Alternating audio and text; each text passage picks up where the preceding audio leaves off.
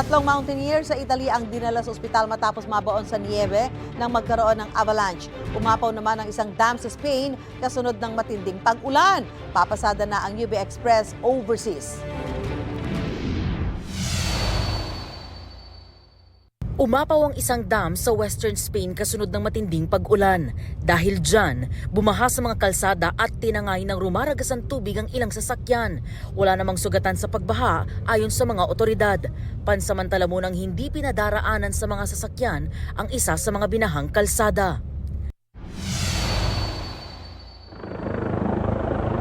Habang namumundok sa Italian Dolomites sa Italy, nalagay sa peligro ang 4 na ski mountaineer. Nagkaroon kasi ng avalanche o pagguho ng yelo habang naroon sila. Nakaligtas ang isa sa mga mountaineer na siyang humingi ng tulong sa mga rescuer.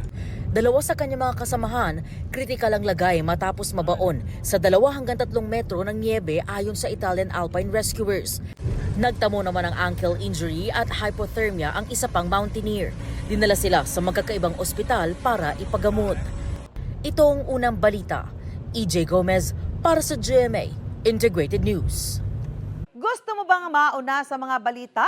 Mag-subscribe na sa GMA Integrated News sa YouTube at tumutok sa unang balita.